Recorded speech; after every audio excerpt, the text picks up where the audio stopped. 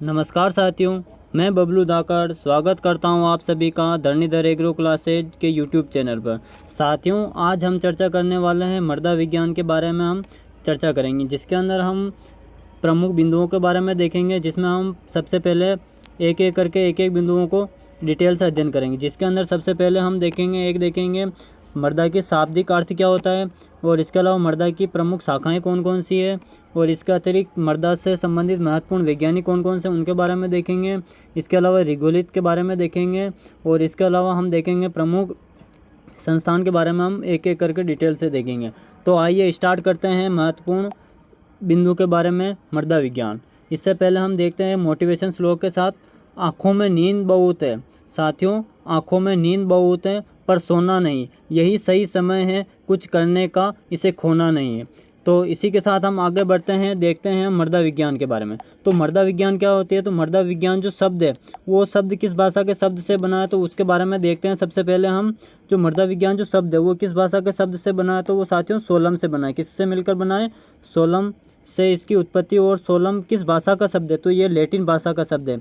किस भाषा का शब्द है साथियों? तो ये मृदा जो शब्द है, सोइल जो शब्द है, वो लैटिन भाषा के शब्द सोलम से मिलकर बना है। अब बात करें जो सोलम है, सोलम का शाब्दिक अर्थ क्या होता है? तो सोलम का शाब्दिक अर्थ होता है क्या? ग्राउंड। क्या होता है? ग्राउंड या फर्श या फ्लोर होता है, ठीक है ना। तो जो मृदा है वो मृदा जो शब्द है वो लैटिन भाषा के शब्द सोलम से बना है। जो मृदा जो शब्द है वो किस भाषा के शब्द से बना है? लैटिन भाषा के सोलम से बना है। किस भाषा के शब्द से बना है? सोलम। और जो सोलम का जो शाब्दिक अर्थ होता है वो ग्राउंड या फ्लोर होता है, ठीक है ना।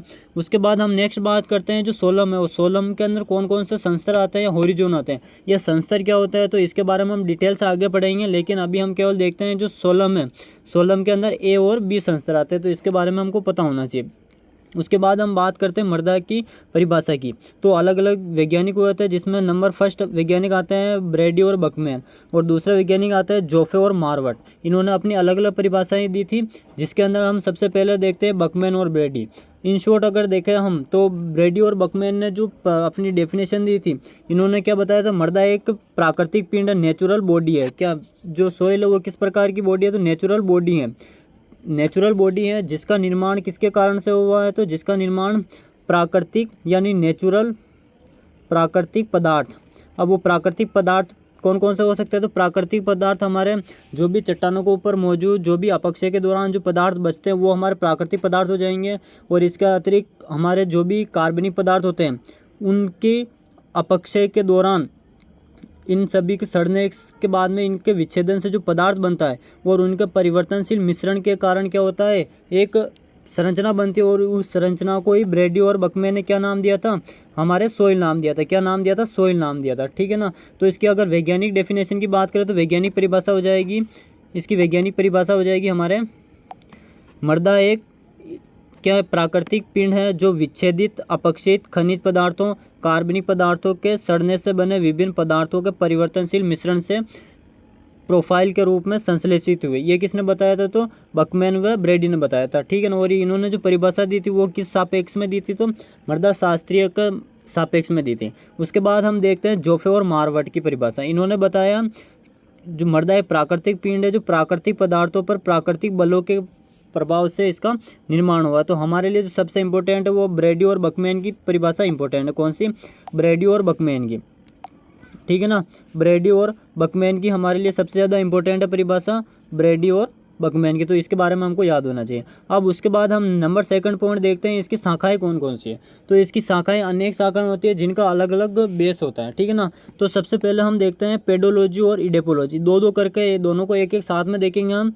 पेडोलॉजी और इडेपोलॉजी। पेडोलॉजी क्या होती है? तो जब मृदा का अध्ययन, उसकी उत्पत्ति, वितरण और उसके वर्गीकरण के बारे में हम डिटेल से अध्ययन करते हैं जब सोइल का, तो उसको हम किस शाखा के अंदर रखते हैं? तो पेडोलॉजी के अंदर रखते हैं। इडेपोलॉजी क्या होती है? तो मृदा का जब अध्ययन हम उच्च पादप समुदाय की दृष्टि से करते हैं, यानी कि जड़ों के साथ उसका संबंध कैसा है उसके सापेक्ष करते हैं, तो उसे हम इडेपोलॉजी के नाम से जानते हैं।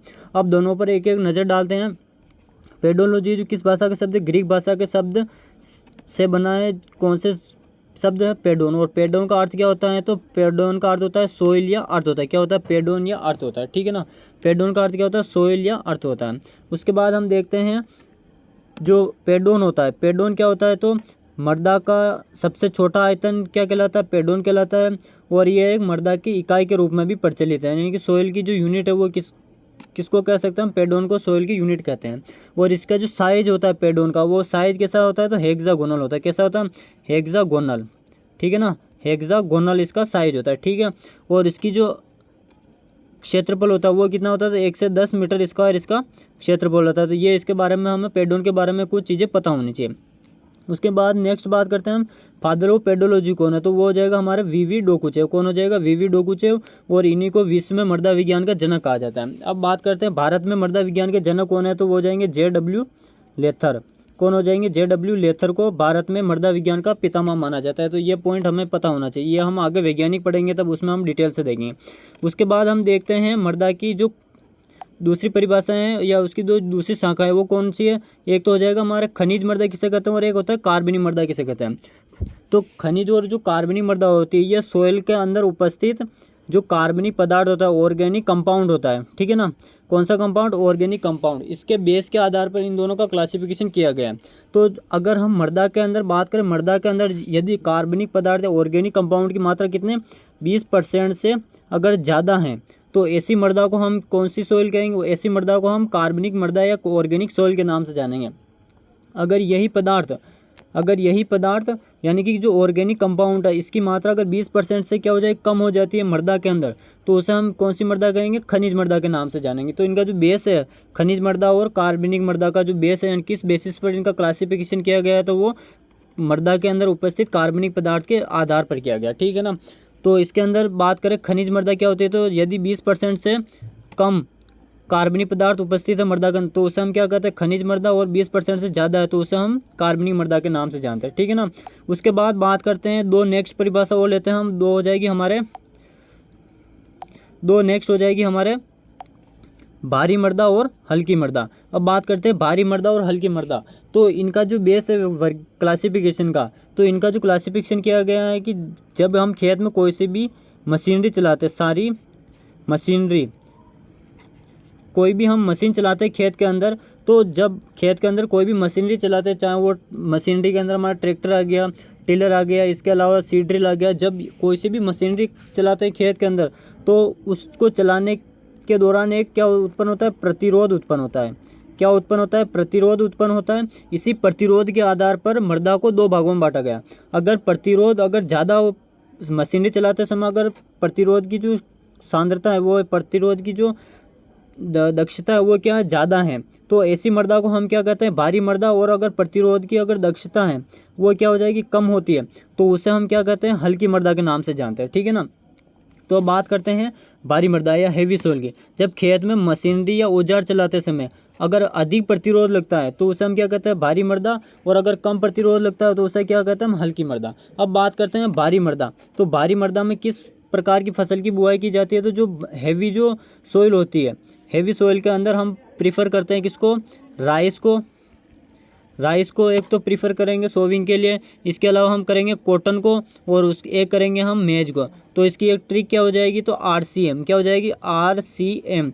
R से हो जाएगा हमारे राइस, C से हो जाएगा हमारे कॉटन, और M से हो जाएगा मेज यानी मक्का। तो हम इन तीनों की फसल की प्रीफर करेंगे। अगर भारी मृदा है कहीं पे भी, तो हम RCM तीनों की फसल बुआई आराम से कर सकते हैं उसके अंदर। अब नेक्स्ट बात करते हैं हम किसके बारे में, नेक्स्ट बात करते हैं हम हल्की मृदा में हम किस प्रकार की फसल की बुआई कर सकते हैं। तो हल्की मृदा में ज़्यादातर हम किस प्रकार की लेग्यूम जो फसल है हमारी, लेग्यूम जितनी भी फसल होगी उसके अंदर, चाहे हमारे दलहनी हो गई, और इसके अलावा जो भी तिलहनी हो, जिसमें दलहनी में बात करें उड़द हो गया, मूंग हो गया, मूंगफली हो गया, इन सब की प्रीफर आराम से कर सकते हैं।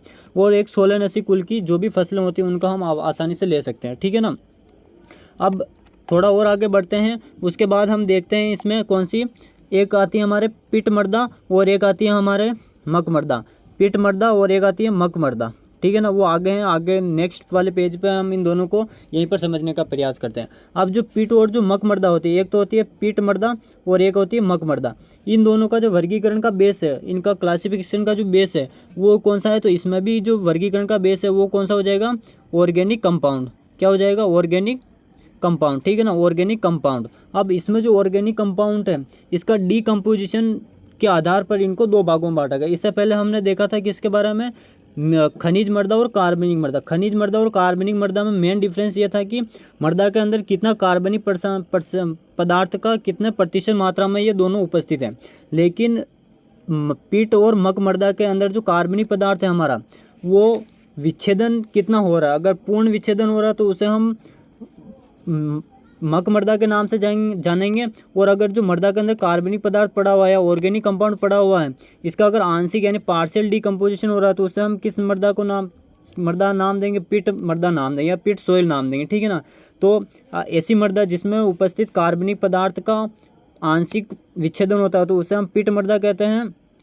और ऐसी मृदाओं का जो पीएच मान होता है, वो पीएच मान कितना होता है? तो पीएच मान होता है कितना? 4 से कम होता है। कितना होता है पीएच मान? 4 से कम होता है। और ऐसी मृदा के अंदर हम किस फसल की बुआई के लिए प्रीफर करेंगे? तो हम करेंगे राइस। यानी कि अगर जिस मृदा का पीएच मान 4 से कम होता है उसमें हम चावल की फसल आसानी से ले सकते हैं। किसकी? राइस की फसल हम आसानी से ले सकते हैं। और मक मृदा क्या होती है? तो मक मृदा हमारी हो जाएगी ऐसी मृदा जिसमें उपस्थित कार्बनिक पदार्थ का पूर्ण विच्छेदन हो जाता है। तो उसमें उसे हम मक मृदा के नाम से जानेंगे या मक सोइल के नाम से जानेंगे। और इसका जो पीएच मान होता है वो कितना होता है? तो पीएच मान इसका 4 से ज़्यादा होता है। तो इसके बारे में हमको कुछ पॉइंट पता होना चाहिए। नेक्स्ट बात करते हैं जो पिट जो सोइल होती है। ये पॉइंट आप साथ साथ में नोटबुक के अंदर लिखते चलिएगा, अपने प्रीफर नोट्स बनाते चलिएगा। ये नोट्स आपको कहीं पर भी नहीं मिलेंगे। उसके बाद बात करते हैं जो पिट जो सोइल होती है ये भारत के किस राज्य में पाई जाती है? तो भारत का एक राज्य है, कौन सा? केरल राज्य।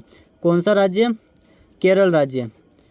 केरल राज्य के अंदर जो सोइल पाई जाती है वो कौन सी सोइल पाई जाती है? तो पिट सोइल पाई जाती है, ठीक है ना। तो पिट और मक के बारे में 4-5 पॉइंट इंपॉर्टेंट है। नंबर फर्स्ट हो जाएगा डेफिनेशन इंपॉर्टेंट है। पिट का पीएच मान कितना? 4 से कम होता है। मक का पीएच मान 4 से ज़्यादा होता है। पिट की बात करें इसमें राइस की फसल आसानी से ले सकते हो और केरल राज्य के अंदर पाई जाती है। ये पॉइंट इसके अंदर काफ़ी इंपॉर्टेंट। अब आते हैं इनकी थ्योरी देख लेते हैं हम। थ्योरी की बात करते हैं तो थ्योरी हो जाएगी इसकी, पिट मृदा क्या होती है? तो जब मृदा के अंदर उपस्थित ऑर्गेनिक कंपाउंड का क्या होता है? पार्शियल डिकम्पोजिशन होता है तो उसे हम क्या कहते हैं? पिट मृदा कहते हैं। और इसका पीएच मान 4 से कम होता है। निर्माण किसके द्वारा होता है? तो कोयले के द्वारा होता है। और चावल की फसल आसानी से ले सकते हो। और ये कहाँ पर पाई जाती है? तो केरल राज्य के अंदर पाई जाती है। कहाँ पर पाई जाती है? केरल राज्य के अंदर। उसके बाद हम नीचे की तरफ आगे बढ़ते हैं तो इसमें हमारा आता है कौन सी सोइल? इसमें आती है हमारे मक मृदा। मक मृदा क्या होती है? तो जस्ट उसका ऑपोजिट हो जाएगा। तो यानी कि मृदा के अंदर उपस्थित कार्बनिक पदार्थ का क्या हो जाता है? कंप्लीट डिकम्पोजिशन हो जाता है। तो उसे हम मक मृदा कहते हैं। और इसका पीएच मान कितना होता है? 4 से ज़्यादा होता है। तो ये इसके बारे में हमें जो मेन पॉइंट है वो पता होना चाहिए। उसके बाद हम आगे बढ़ते हैं जो उसके बाद आती है डायटमी सोइल क्या होता है? डायटमी का जो शाब्दिक अर्थ होता है वो देखते हैं सबसे पहले साथियों हम। तो डायटम का जो शाब्दिक होता है, डायटम क्या होता है? तो ये जो डायटम होता है ये क्या होता है? तो ये एक समुद्री जीव होता है। क्या होता है? समुद्री जीव होता है। जब हम बायोलॉजी के अंदर क्लासिफिकेशन देखते हैं तो उसके अंदर हम डायटम के बारे में विस्तार से पढ़ते हैं। डायटम और एक आता है, फिलहाल हम डायटम के बारे में देखते हैं। जो डायटम होता है ये एक समुद्री जीव होता है। और इसकी जो सेल वॉल होती है किसकी? नंबर फर्स्ट पॉइंट क्या हो जाता है? डायटम क्या होता है? तो समुद्री जीव होता है। और जो डायटम होता है इसकी जो सेल वॉल होती है वो किसकी बनी होती है? सिलिका की बनी होती है। किसकी बनी होती है? SiO2 की बनी होती है, ठीक है ना। SiO2 की बनी होती है। इसी कारण इसकी जो कोशिका भित्ति होती है वो किसकी बनी होती है? सिलिका की बनी होती है। और जब डायटम क्या हो जाते हैं या समुद्री जीव होते हैं जो मर जाते हैं, मर जाने के बाद में जो इनकी जो कोशिका भित्ति होती है, कोशिका भित्ति में उपस्थित सिलिका बाहर निकलकर एक कठोर परत का निर्माण कर देता है। किसका निर्माण कर देता है? कठोर परत का निर्माण कर देता है। और यही परत आगे जाकर किस में विकसित हो जाती है? एक मृदा या एक परत के रूप में विकसित हो जाती है। बहुत बड़ी इसकी परत बन जाती है समुद्र के अंदर। और वो आगे जाकर एक मृदा का निर्माण करती है। और उसी मृदा को हम किस नाम से जानते हैं? डायटमी मृदा के नाम से जानते हैं। किस मृदा के नाम से? डायटमी मृदा के नाम से जानते हैं। अब आइए उसके बारे में देखते हैं कि इसकी थ्योरी क्या है।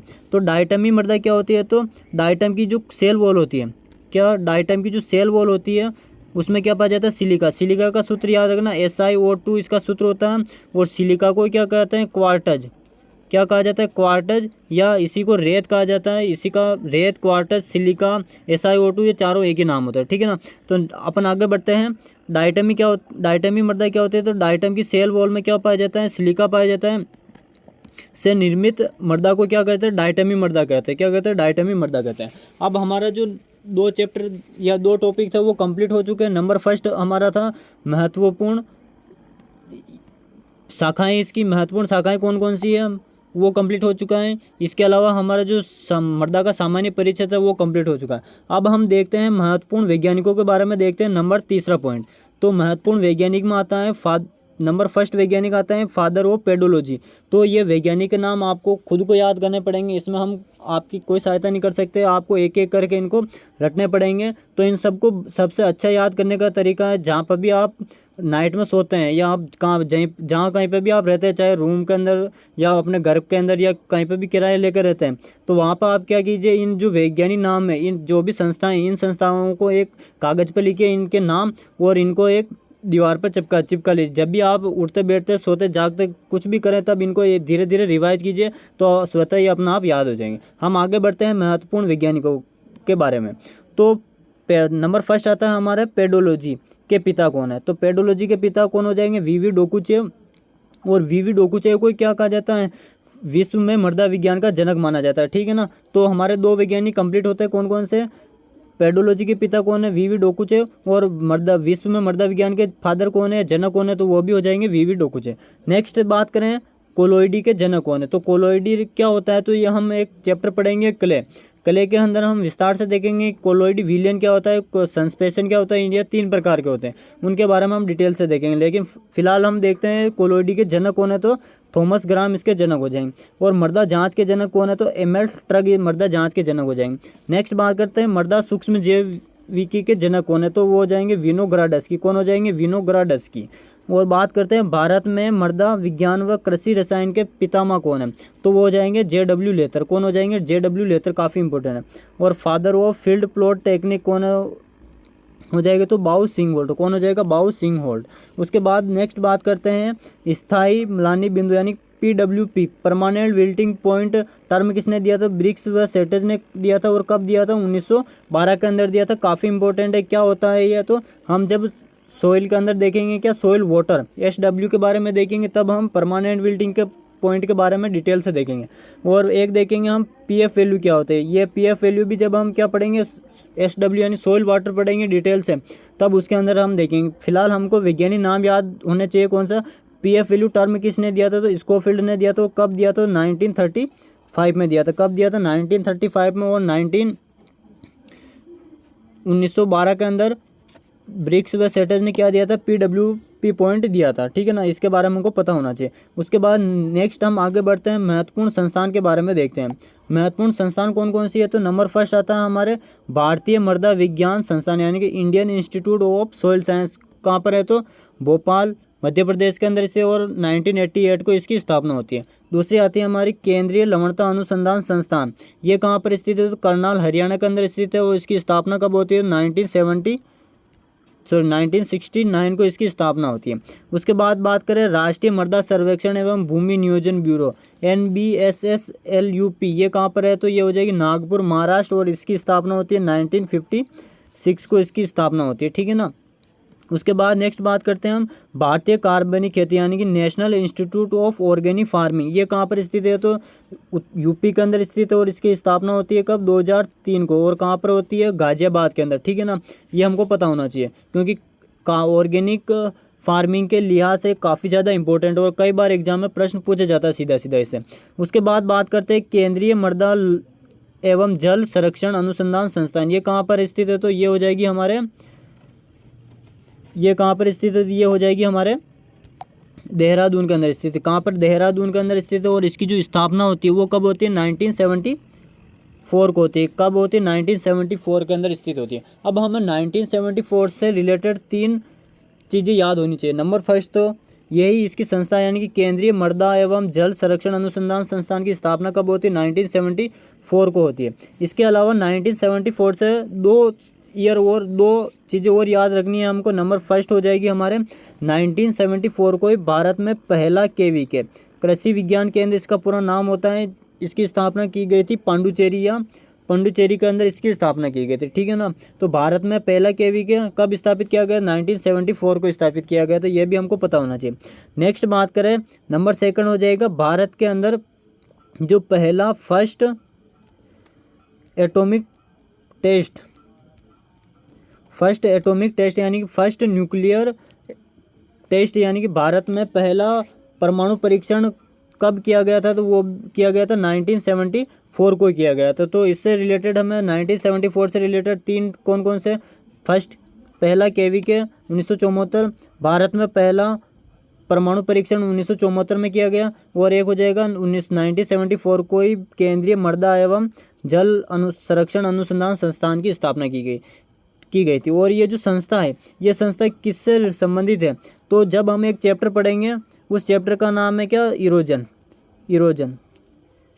एक चैप्टर पढ़ेंगे हम इरोजन यानी कि मृदा क्षरण किस प्रकार से होता है, या क्षरण क्या होता है, उसके बारे में हम डिटेल से देखेंगे। तो उसके अंदर हम देखेंगे जो इरोजन होता है वो 4 प्रकार का होता है, उसके बारे में भी देखेंगे। मुख्य रूप से होता है, एक तो होता है वाटर इरोजन और एक होता है विंड इरोजन, WW, ठीक है ना।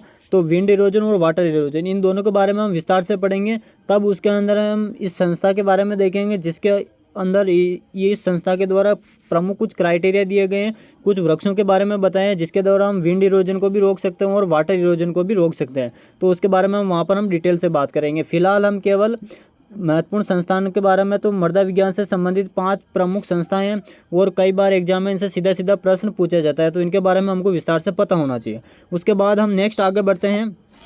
उसके बाद आता है हमारे जो सोइल होती है, सोइल का प्रमुख फंक्शन क्या है यानी कि कार्य क्या होता है। तो नंबर अगर हम ओवरऑल ऐसे ही बात करें तो सोइल का प्रमुख कार्य क्या होता है, तो नंबर फर्स्ट होता है जो भी मृदा के अंदर पोषक तत्व होते हैं उन पोषक तत्वों को विलयशील अवस्था में बनाकर पेड़ पौधों को उपलब्ध करवाना प्रमुख कार्य होता है। और दूसरा होता है हमारे जो सोइल होती है, ये क्या करती है, पदार्थों का पुनर्चक्रण का कार्य करती है। यानी कि अगर मान लीजिए कोई भी पदार्थ कार्बनिक पदार्थ हो गया जिसके अंदर पादप अवशेष भी आ गए, जंतु अवशेष आ गए, इसके अलावा निर्जीव जो जितने भी पदार्थ होते हैं जो रिसाइकलिंग हो सकते हैं, जो अपघटन योग्य होते हैं, उनका क्या करती है, मृदा के अंदर उपस्थित जो सूक्ष्म जीव होते हैं वो अपघटन करते हैं और अपघटन करके उनको एक विशेष कार्बनिक पदार्थ में या ह्यूमस में बदल देते हैं, जिसके कारण उनका रूप परिवर्तन हो जाता है और मृदा के अंदर वो अनअवेलेबल फॉर्म से अवेलेबल फॉर्म में आ जाते हैं और पौधे उसका क्या कर लेते हैं, ग्रहण कर लेते हैं। तो क्या करते हैं, पदार्थों का पुनर्चक्रण का भी ये कार्य करता है। और इसके अलावा मैंने बता ही दिया आपको, यांत्रिक मैकेनिकल सपोर्ट का भी काम करता है, जल पोषक तत्व ऑक्सीजन प्रदान करने का भी प्रमुख काम करता है। इसके अलावा और क्या काम करती है, तो नंबर 3 हो जाएगा प्राकृतिक चीज़ों या प्राकृतिक यानी सूक्ष्म जीवों के लिए क्या होती है, निवास स्थल का कार्य करती है। इसके अलावा ये निवास स्थल का कार्य किस किस के लिए करती है, तो इसके अलावा ये हमारे जैसे चूहे हो गए उनके लिए निवास स्थल का काम करती है, गिलहरियाँ हो गए, दीमक हो गया, सूक्ष्म जीव हो गए। तो ये मानव जाति या जितने भी जीव जंतु हैं उन सभी के लिए अल्टीमेटली क्या होते हैं, हैबिटेट यानी कि रहन सहन के लिए भी ये कार्य करती है। तो हम मानव जाति भी अपरोक्ष रूप से किस पर निर्भर है, मृदा के ऊपर ही जीवन यापन के लिए निर्भर है, ठीक है ना। उसके बाद हम नेक्स्ट टॉपिक की ओर आगे बढ़ते हैं। नेक्स्ट टॉपिक है हमारा सरफेस सोइल। क्या होती है सरफेस सोइल और सब सोइल। अब सरफेस सोइल और सब सोइल की बात करें तो इसको हम एक सबसे पहले लेआउट में देखते हैं कि ये सोइल होती क्या है। तो हम देखते हैं क्या, एक तो होती है सरफेस सोइल और दूसरी होती है सब सोइल। बात करें सरफेस सोइल और सब सोइल। सरफेस सोइल की बात करें तो सरफेस सोइल क्या होती है, तो वह मृदा जिस पर हम मशीनरी व औजार चलाते हैं, यानी कि वह मृदा जिसकी गहराई कितनी 0 से लेकर 15 सेंटीमीटर तक की जो गहराई की जो मृदा होती है उस मृदा को हम क्या कहते हैं, सरफेस सोइल कहते हैं। और 15 सेंटीमीटर से अधिक गहराई यानी कि 15 सेंटीमीटर से लेकर पेय पदार्थों तक जो गहरी जो मृदा होती है वो मृदा क्या कहलाती है हमारी वो हमारी सब सोइल कहलाती है, ठीक है ना। तो नंबर फर्स्ट पॉइंट हो जाएगा सरफेस सोइल किसे कहते हैं, तो वह मृदा जो 0 से लेकर 15 सेंटीमीटर तक गहरी हो उसे हम सरफेस सोइल कहते हैं। और 15 सेंटीमीटर से अधिक की गहराई जो पेट्रो पदार्थों तक होती है उसे हम सब सोइल के नाम से जानते हैं। अब जो सरफेस सोइल और सब सोइल होती है इनके प्रमुख कुछ कैरेक्टर होते हैं, यानी कि इनकी विशेषताएं होती हैं, उनके बारे में हम देखते हैं। तो इनकी विशेषताओं की बात करें तो इनकी विशेषता हो जाएगी हमारे नंबर फर्स्ट हो जाएगी किसके बारे में, जो सरफेस सोइल होती है सरफेस सोइल, और दूसरी हो जाएगी सब सोइल, ठीक है ना, SS। इनके बारे में देखें तो जो हमारी सरफेस सोइल होती है इसकी क्या होती है, वाटर होल्डिंग कैपेसिटी वो ज़्यादा होती है। Number first point, water holding capacity ज़्यादा होती है। इसकी जो धनायन विनय CEC वो ज़्यादा होती है। इसमें ऑर्गेनिक कंपाउंड की मात्रा, कार्बनिक पदार्थ की मात्रा ज़्यादा पाई जाती है। इसके बाद अतिरिक्त बात करें, ये क्या होती है, अत्यधिक उपजाऊ होती है, इसमें मृदा उर्वरता ज़्यादा होती है। और इसके अतिरिक्त बात करें हम, जो सरफेस सोइल होती है यह कृषि की दृष्टि से काफ़ी ज़्यादा महत्वपूर्ण होती है। और जो भी हमारे सूक्ष्म माइक्रो ऑर्गेनिज्म होते हैं सोइल के अंदर, वो इन्हीं गहराइयों तक ज़्यादा सक्रिय रहते हैं। तो ये सरफेस सोइल के प्रमुख कुछ कैरेक्टर होते हैं। उसके बाद नेक्स्ट बात करते हैं सब सोइल के। सब सोइल के जो कैरेक्टर होते हैं वो जस्ट इसके ऑपोजिट हो जाएंगे, यानी उल्टा हो जाएगा। तो इसकी क्या हो जाएगी, वाटर होल्डिंग कैपेसिटी क्या होती है, कम होती है। किसकी, सब सोइल की। CEC यानी कि धनायन विनिमय क्षमता है, कैटन एक्सचेंज कैपेसिटी होती है, वो भी क्या होती है, कम होती है। कार्बनिक पदार्थ, ऑर्गेनिक कंपाउंड की मात्रा कम पाई जाती है इसके अंदर। इसकी जो मृदा उर्वरता क्षमता होती है वो क्या होती है, कम होती है। इसके अलावा ये उपजाऊ कम होती हैं, कृषि की दृष्टि से उपजाऊ नहीं होती। और इसके अंदर जो सूक्ष्म जीव होते हैं वो भी क्या होते हैं, कम पाए जाते हैं, ठीक है ना। माइक्रो ऑर्गेनिज्म की संख्या बहुत ही कम पाई जाती है, ठीक है ना। तो ये इन दोनों में मेन डिफरेंस होता है। अब इसको हम थ्योरी के रूप में देखते हैं। थ्योरी के रूप में इसके अंदर हमको क्या क्या याद रखना, ठीक है ना। तो थ्योरी के अंदर भी वो सारी चीज़ें याद रखना है। सबसे पहले इसकी डेफिनेशन हो जाएगी, सरफेस सोइल क्या होती है, तो मृदा की ऊपरी परत जिस पर कृषि कार्य व हेतु यंत्र व औजार चलाए जाते हैं, उसे हम क्या कहते हैं, पृष्ठ मृदा या सरफेस सोइल के नाम से हम जानते हैं, ठीक है ना। इसकी प्रमुख विशेषताएं क्या होती है, इसकी नंबर फर्स्ट हो जाए, इसकी गहराई 0 से 15 सेंटीमीटर होती है। इसकी धनायन विनिमय क्षमता, वाटर होल्डिंग कैपेसिटी, इसमें पोर यानी रंध्र ज़्यादा होते हैं, ये उपजाऊ होती है। इसके जो कलर होता है वो बहुत ही अच्छा होता है, अलग अलग कलर की होती है ये, चाहे वो रेड कलर हो गया, इसके अलावा डार्क ग्रीन, डार्क रेड हो गया, ये इसके प्रमुख कलर होते हैं। ब्लैक कलर हो गया, ये प्रमुख इसके रंग होते हैं, ठीक है ना। उसके बाद ऑर्गेनिक कंपाउंड हो गया, ये काफ़ी इसमें इसकी प्रमुख या इसके कैरेक्टर होते हैं या विशेषताएं होती हैं। उसके बाद हम बात करते हैं सब सोइल की। तो सब सोइल इसकी जस्ट उल्टा हो जाएगा, क्या होता है, तो इस वह मृदा जो पेतर पदार्थों तक गहरी होती है उसे हम अवमृदा या सब सोइल के नाम से जानते हैं। इसकी विशेषताओं की बात करें तो इसकी धनायन विनिमय क्षमता, वाटर होल्डिंग कैपेसिटी, रंध्र, उपजाऊपनता, रंग और कार्बनिक पदार्थ की मात्रा क्या होती है, कम होती है। तो ये हमें इसके बारे में पता होना चाहिए। उसके बाद हम नेक्स्ट बात करें आगे की तरफ, तो हमारे सामने दो शब्द आते हैं। कौन कौन से दो शब्द आते हैं, एक आता है हमारे समक्ष, एक आता है रिगोलित, जिसको मैं R से डिनोट कर रहा हूँ। एक तो आता है रिगोलित और एक आता है हमारे सोइल, ठीक है ना। इन दोनों के बारे में हम थोड़ा मेन डिफरेंस देख लेते हैं। रिगोलित की बात करें, रिगोलित क्या होता है, तो जब हम चट्टानों के बारे में पढ़ेंगे तब उसके अंदर हम डिटेल से देखेंगे कि रिगोलित क्या होता है। लेकिन इसमें हम केवल अभी एक इसका शब्द का बारे में जानते हैं। जो रिगोलित है ये क्या होता है, तो जब चट्टानें क्या होती है, जो रॉक्स होती है हमारी, जब रॉक्स की क्या होती है, वेदरिंग होती है। मैं वेदरिंग को W से डिनोट कर रहा हूँ और रॉक्स को किससे मैं R से डिनोट कर रहा हूँ, ठीक है ना। तो जब चट्टानों की क्या होती है, रॉक्स की क्या होती है, वेदरिंग होती है, तो वेदरिंग के दौरान एक असंगठित पेत्रक पदार्थ बनता है, यानी कि असंगठित पेत्रक पदार्थ बनता है। उस पदार्थ को क्या नाम दिया जाता है, उस पदार्थ को रिगोलित या R शब्द या रिगोलित कहा जाता है, ठीक है ना। तो इसकी परिभाषा क्या हो जाएगी, चट्टानों के अपक्षय के दौरान बना असंगठित पेत्रक पदार्थ क्या कहलाता है, रिगोलित कहलाता है। और इसका जो संगठन होता है वो क्या होता है, फिक्स नहीं होता, यानी कि संगठन के अंदर क्या क्या चीज़ें आ जाएगी, तो इसके अंदर हमारे कार्बनिक पदार्थ आ जाएंगे, जल आ जाएंगे, मृदा आ जाएगी, इसके अलावा जो भी हमारे मिनरल्स खनिज हो जाएंगे, वो सारी चीज़ें आ जाएंगी, ठीक है ना। तो हर एक सोइल का अपना एक संगठन फिक्स होता है, यानी कि अगर हम सोइल की बात करें तो उसके अंदर क्या होता है, 45% इसमें क्या पाया जाएगा, मिनरल्स पाए जाएंगे, 5% के आसपास लगभग हमारे और कार्बनिक पदार्थ पाए जाएंगे, 25% के आसपास क्या पाया जाएगा, हमारे वाटर पाया जाएगा और हमारे विंड पाई जाएगी, यानी कि वायु पाई जाएगी, ठीक है ना। मृदा के अंदर हर एक मृदा के अंदर ये जो कंपोजिशन होता है, संगठन होता है, वो फिक्स होता है। लेकिन जब हम रिगोलित की बात करते हैं तो रिगोलित के अंदर जो ये संगठन होता है वो फिक्स नहीं होता है, यानी कि उसके अंदर हो सकता है किसी जो संगठन, वो रिगोलित का जो संगठन हो सकता है उसके अंदर वायु की मात्रा ज़्यादा हो सकता है उसके अंदर पानी की मात्रा ज़्यादा हो सकता है उसके अंदर कार्बनिक पदार्थ 5 से ज़्यादा हो सकता है या 5 से कम हो सकता है, या उसके अंदर खनिज पदार्थ की मात्रा कम या ज़्यादा हो सकती है। तो इसके बारे में हमको पता होना चाहिए। तो ये हमारा हो जाएगा क्या, रिगोलित। अब बात करते हैं हम सोइल। तो सोइल की बात करें तो सोइल क्या होती है, तो इसकी सोइल की अगर बात करते हैं तो पृथ्वी की जो ऊपरी सतह होती है उसे हम क्या का नाम देते हैं, उसे हम मृदा नाम देते हैं या सोइल नाम देते हैं। तो अगर ये तो हमारी नॉर्मल परिभाषा होगी। अगर हम वैज्ञानिक की बात करें तो ब्रेडी और बकमैन ने जो परिभाषा दी थी वो हम इसमें प्रीफर करेंगे। अब हम नेक्स्ट बात करते हैं जो रिगोलित और सोइल है। रिगोलित और सोइल इन दोनों में मेन डिफरेंस क्या है, तो रिगोलित की बात करें तो रिगोलित इसका अंदर नंबर फर्स्ट पॉइंट हो जाएगा रिगोलित या जो असंगठित पेत्र पदार्थ होता है इसका क्या होता है क्षरण यानी कि इरोजन वो नहीं होता है, जबकि सोइल का इरोजन होता है। इसके बाद ये नंबर फर्स्ट पॉइंट हो जाएगा। उसके बाद नेक्स्ट बात करते हैं जो रिगोलित होता है। रिगोलित के अंदर क्या पाया जाता है होरिजोन उपस्थित होते हैं और इसके अंदर होरिजोन होते तो लेकिन अपेक्षाकृत रूप से रिगोलित से कम होते हैं।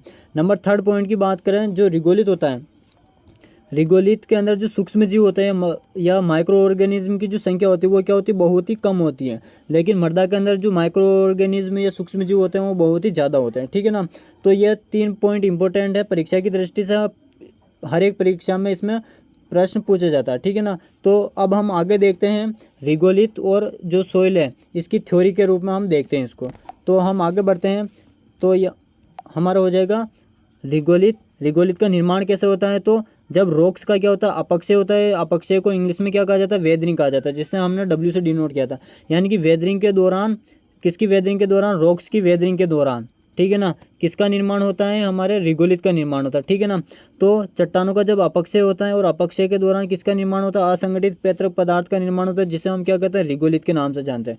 और रिगोलित के बाद में क्या होता है दो प्रोसेस आती है, कौन कौन सी दो प्रोसेस आती है, तो वो आती है एक आती है हमारे मृदा यानी सॉइल फॉर्मिंग प्रोसेस और दूसरा आता है सॉइल फॉर्मिंग फैक्टर यानी कि मृदा निर्माण कारक, मृदा निर्माणकारी जो प्रक्रियाएं होती है प्रोसेस होती है उनको प्रभावित करने वाले कारक। जब ये दोनों आपस में मिलकर कार्य करते हैं तब किसका निर्माण होता है, तब हमारे एक सॉइल का वेल डेवलप सॉइल का निर्माण होता है। ठीक है ना, और एक सॉइल का यानी कि एक सॉइल प्रोफाइल को बनने के लिए लगभग कितने 200 वर्ष का समय लगता है। ये क्या होता है इन सभी के बारे में हम आगे जब सॉइल प्रोफाइल चैप्टर पढ़ेंगे उसके अंदर हम डिटेल से पढ़ेंगे। फिलहाल हम देखते हैं किसके बाद में किसके बारे में, रिगोलित और सॉइल के बारे में। तो रिगोलित क्या होता है, तो इन दोनों में मेन डिफरेंस की बात करें तो नंबर फर्स्ट हो जाएगा, इसमें क्या होता है कार्बनिक पदार्थ अनुपस्थित होते हैं। किसके अंदर, रिगोलित के अंदर कार्बनिक पदार्थ अनुपस्थित होते हैं, ये हमने देखा। उसके बाद में हमने देखा रिगोलित का क्या होता है अपक्षय कम होता है, किसकी तुलना में, सॉइल की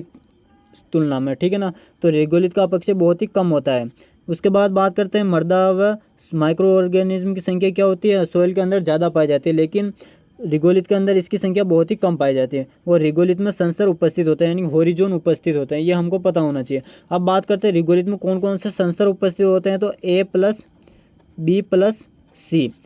होरिजोन जो होते हैं संस्तर होते हैं वो 5 प्रकार के होते हैं, इनको हम मास्टर या गुरु संस्तर के नाम से भी जानते हैं। कौन कौन से होते हैं, एक हम होता है हमारा ओ संस्तर, एक होता है ए संस्तर, एक होता है ई संस्तर और एक होता है बी संस्तर और एक होता है सी संस्तर। इन पांचों को ओ, ए, ई, बी और सी, इन पांचों को क्या कहते हैं मास्टर होरिजोन या गुरु संस्तर के नाम से जानते हैं। ठीक है ना, ये हम जब होरिजोन या प्रोफाइल पढ़ेंगे तब डिटेल से पढ़ेंगे, केवल अभी इनके हमें नाम पता होना चाहिए। ठीक है ना, तो रिगोलित के अंदर कौन कौन से संस्तर पाए जाते हैं, तो रिगोलित के अंदर हमारे जो संस्तर पाए जाते हैं वो पाया जाता है ए, बी और सी, यानी कि A+B+ जो सी जो संस्तर होता है ये किसके अंदर पाया जाता है, ये हमारे रिगोलित के अंदर पाए जाते हैं। तो ये इसके बारे में हमको पता होना चाहिए।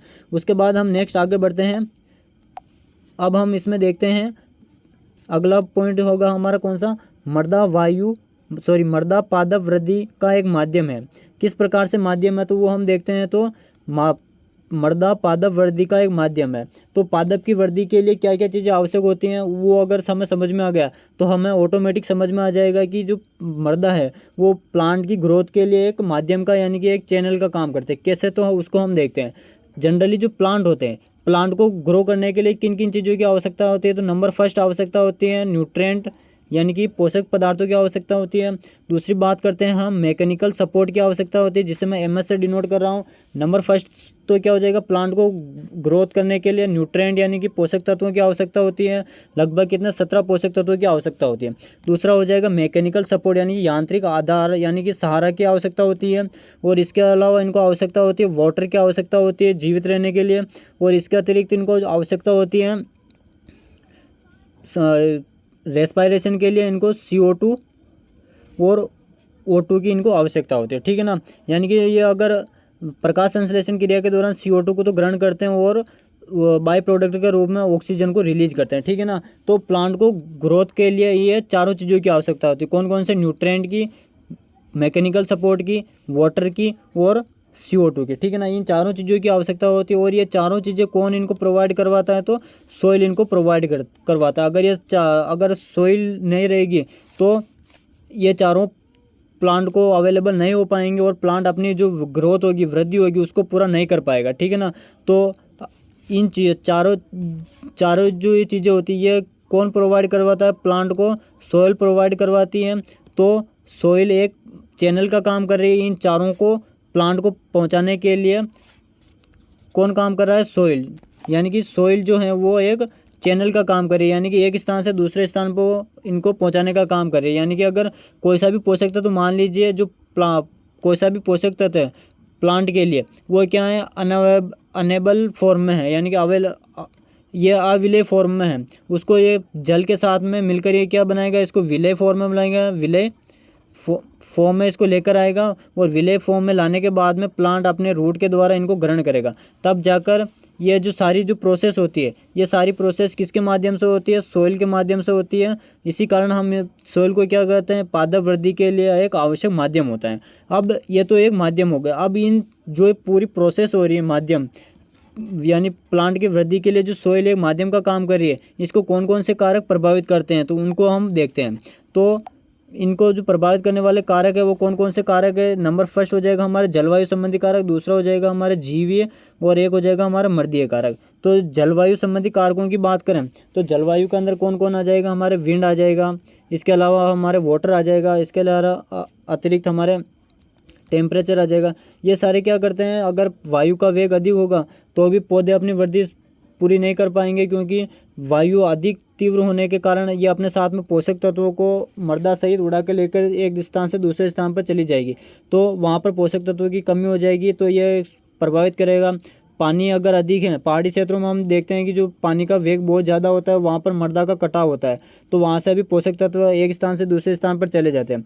टेम्परेचर की बात करें, अगर हाई टेम्परेचर होगा तो हाई टेम्परेचर होने की वजह से जो प्लांट होते हैं वो ग्रो नहीं कर पाते हैं और वहाँ पर झुलस कर मर जाते हैं। तो उस कंडीशन में भी प्लांट अपनी वृद्धि कंप्लीट नहीं कर पाता है। ये तो हो जाएगा हमारे जलवायु संबंधी कारक। दूसरे देखते हैं हम जीवीय कारक। जीवीय कारक कौन कौन से हो जाएंगे? तो इसके अंदर आ जाएंगे मानव आ जाएगा। मानव क्या करता है? तो खनन का कार्य करता है, रेल निर्माण का कार्य करता है, भवन निर्माण का कार्य करता है, कई सारे उद्योग लगाता है। तो वो क्या करता है? वहाँ से प्लांट को इनको हटाता है, वहाँ से मिट्टी को हटाता है, जिसके कारण भी पोषक तत्वों का इनका ह्रास होता है और कई सारी आपदाएं उत्पन्न हो जाती है। इस कारण से भी पौधों की वृद्धि प्रभावित होती है। और इसका अतिरिक्त बात करते हैं हम मर्दीय कारक, यानी कि मृदा के अंदर भी कई सारे कारक जिम्मेदार होते हैं। जैसे उसकी बात करें, उसकी वाटर होल्डिंग कैपेसिटी हो गई, उसकी धनायन विनिमय क्षमता हो गई, इसके अतिरिक्त उसकी उभय प्रतिरोधन क्षमता हो गई, पीएच मान हो गई। ये कई सारे ऐसे कारक है जो इनडायरेक्ट डायरेक्टली रूप से जो सोइल की जो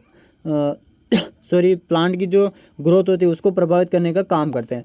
तो ये मुख्य रूप से 3 जो कारक होते हैं, कौन कौन से? जलवायु संबंधी कारक, जीवीय कारक और मृदा संबंधी कारक। ये तीनों कारक पौधे की वृद्धि को प्रभावित करने का काम करते हैं। इसके अतिरिक्त हम देखते हैं मृदा पादप के लिए निम्न दशाएं, यानी कि कौन कौन सी दशाएं उपलब्ध करवाती है। तो कौन कौन सी दशाएं उपलब्ध करवाती है मृदा पादप के लिए? एक तो आवश्यक पोषक तत्व के लिए खाद्य तत्व, वो हम देख ही चुके हैं। जल के लिए, जल को भी अवेलेबल फॉर्म में उपलब्ध करवाती है, वायु को भी करवाती है और यांत्रिक आधार को भी करवाती है। तो इन सभी चीज़ों के बारे में हम पहले ही देख चुके हैं। उम्मीद है आप सभी को ये सेशन अच्छा लगा होगा। अगर आपको ये सेशन पसंद आया हो तो चैनल को लाइक कीजिए, शेयर कीजिए और अपने दोस्तों के साथ में मिलकर इस चैनल को सब्सक्राइब कीजिए। मिलते हैं नेक्स्ट क्लास में, तब तक के लिए जय हिंद, जय भारत।